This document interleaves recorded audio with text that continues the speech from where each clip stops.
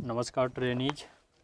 मैं ओम प्रकाश यादव, प्रवक्ता रसायन विज्ञान, जिला शिक्षा एवं प्रशिक्षण संस्थान इकौना श्रावस्ती के ऑनलाइन क्लास में आज दिनांक 12 मई 2020 को डीएलएड प्रशिक्षण 2018 चतुर्थ सेमेस्टर के अंतर्गत विज्ञान विषय में आज के अंक में हम सभी इकाई 2 अर्थात खनिज एवं धातु की चर्चा करेंगे। जीवन का ऐसा कोई क्षेत्र नहीं है जहां हम धातुओं का उपयोग प्रत्यक्ष या अप्रत्यक्ष रूप से बर्तन, औजार, बिजली के तार, उपकरण, अस्त्रों आदि को बनाने में न करते हों। ईंधन हेतु कोयला, डीजल, पेट्रोल आदि का प्रयोग वाहनों में किया जाता है। जो भी धातुएं कोयला, पेट्रोल, डीजल आदि पृथ्वी के खनन से प्राप्त होते हैं खनिज कहलाते हैं, अथवा कोई पदार्थ जिस रूप में खानों मूल स्रोतों से प्राप्त किया जाता है खनिज कहलाता है।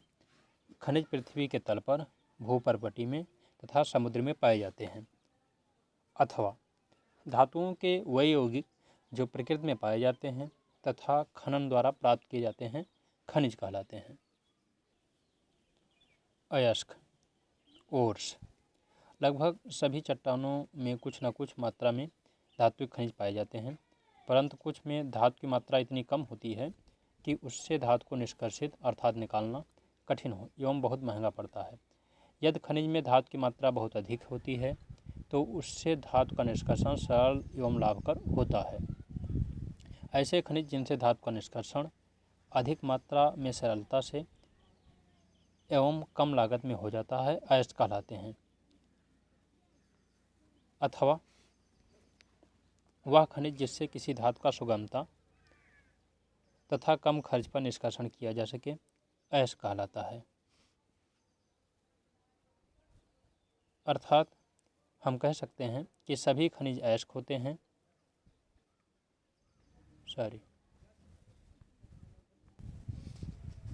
अर्थात हम कह सकते हैं कि सभी अयस्क खनिज होते हैं, परंतु सभी खनिज अयस्क नहीं होते हैं।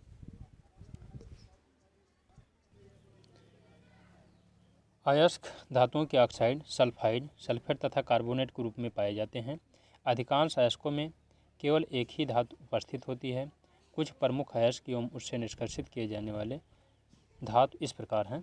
धातु का नाम मैग्नीशियम, अयस्क का नाम है मैग्नेसाइट। अयस्क में बहुतायत में उपलब्ध यौगिक का रासायनिक सूत्र है MgCO3 मैग्नीशियम कार्बोनेट। अयस्क का रूप है कार्बोनेट अयस्क।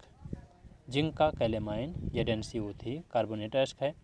लेड गैलेना PbS सल्फाइड अयस्क है। Copper glance Cu2S। इसी तरह से एल्युमिनियम का अयस्क है बॉक्साइट Al2O3 ऑक्साइड अयस्क है। अर्जेंटाइट सिल्वर धातु का अयस्क है। रासायनिक सूत्र है Ag2S और अयस्क का रूप है sulphide. Calcium that is gypsum अयस्क का नाम है CaSO4 ये सल्फेट अयस्क है।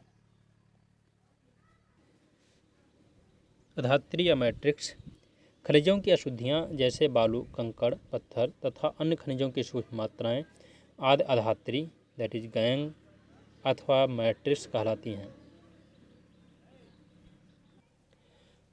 भारत में पाए जाने वाले कुछ प्रमुख धात्विक अयस्क, अधात्विक खनिज तथा उनके प्राप्ति स्थान इस प्रकार हैं।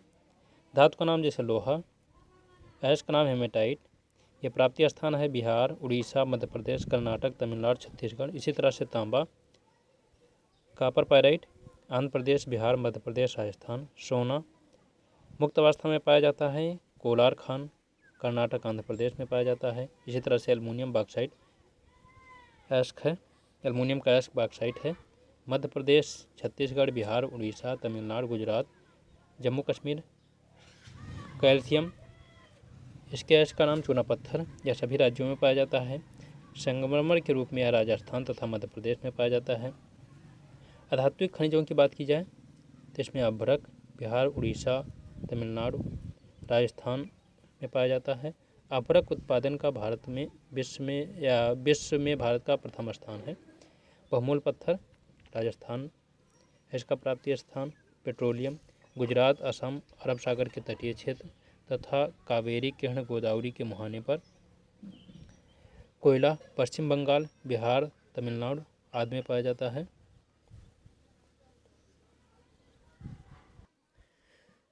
धातुओं की उपस्थिति। प्रकृति में धातुएं मुक्त और संयुक्त दोनों अवस्थाओं में पाई जाती हैं। मुक्त अवस्था में जैसे सोना, प्लेटिनम, ये धातुएं खनिजों पृथ्वी के अंदर मुक्त अवस्था में पाई जाती हैं। कॉपर, सिल्वर मुक्त और संयुक्त दोनों अवस्था में पाए जाते हैं। इसी तरह से संयुक्त अवस्था में कॉपर पायराइट यानी copper, bauxite, galena, haematite, magnetite, corundum आदि में धातुएं संयुक्त अवस्था में पाई जाती हैं। धातुकर्म दैट इज मेटलर्जी। अयस्क से शुद्ध धातु प्राप्त करने के लिए जिन भौतिक एवं रासायनिक प्रक्रमों का प्रयोग किया जाता है उसे धातुकर्म दैट इज मेटलर्जी कहा जाता है। धातुकर्म में कई पद संपन्न होते हैं या कई पदों में संपन्न होता है। जैसे नंबर 1, अयस्क, सबसे पहले अयस्क का सांद्रण किया जाता है, निस्तापन, भर्जन, प्रगलन, फिर उसके बाद में धातु का शोधन कराया जाता है। तो इन प्रक्रियाओं के फलस्वरूप धातु का निष्कर्षण अयस्क से धातुओं अयस्क में उपस्थित अशुद्धियों को दूर करने की जो प्रक्रिया होती है उसे अयस्क का सांद्रण कहा जाता है। अयस्क के सांद्रण की कई विधियां हैं, जिसके अंतर्गत गुरुत्वीय या घनत्वीय पृथक्करण विधि, चुंबकीय पृथक्करण विधि, फ्यन प्लवन या झाग प्लवन विधि। सांद्रण की गुरुत्वीय पृथक्करण विधि, इस विधि में अयस्क में पाई जाने वाली अशुद्धियाँ धातु से हल्की होती हैं तथा सांद्रण की इस विधि में अवरोधक लगे हुए लकड़ी के तख्ते होते हैं जो जिसमें जल की तेज धारा प्रवाहित की जाती है। जल के प्रवाह के कारण भारी अयस्क तो अवरोधकों के बीच रुक जाता है, जबकि हल्की अशुद्धियाँ जल के साथ बह जाती हैं।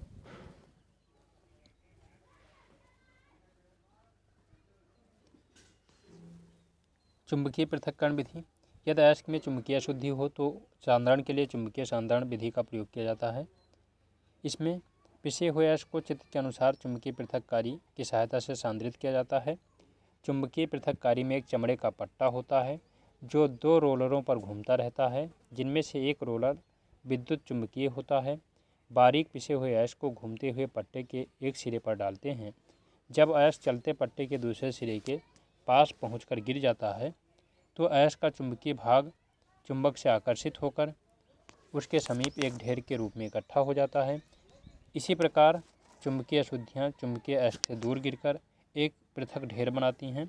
जिन अयस्कों या उनकी अशुद्धियों में चुंबकीय गुण होते हैं उनमें अशुद्धियों को पृथक करने के लिए इस विधि का प्रयोग किया जाता है। अगला है झाग प्लवन विधि का या फ्यन प्लवन विधि। बारीक पिसे हुए अयस्क को बड़े हौज में, यानी वो एक बड़ा सा टैंक होता है जो जल के साथ मिश्रित करके उसका पेस्ट बनाया जाता है। उसके पश्चात उसमें चीड़ का तेल मिलाया जाता है। चीड़ का तेल मिलाने के पश्चात इसमें वायु की तेज धारा प्रवाहित की जाती है, जिससे हल्का अयस्क जैसे galena that is PbS that is sulphide अयस्क, ये चीड़ के तेल में भीगकर झाग के रूप में टैंक की सतह पर एकत्रित हो जाता है तथा अशुद्धियाँ उसके नीचे बैठ जाती हैं। इस प्रकार सांद्रित अयस्क को झाग के रूप में अलग कर लिया जाता है। अर्थात हल्के अयस्कों या सल्फाइड अयस्कों का सांद्रण सामान्यतः फ्यन प्लवन विधि या झाग प्लवन विधि द्वारा। साथियों, आज के अंक में इतना ही। हम फिर मिलते हैं अगले अंक में। धन्यवाद।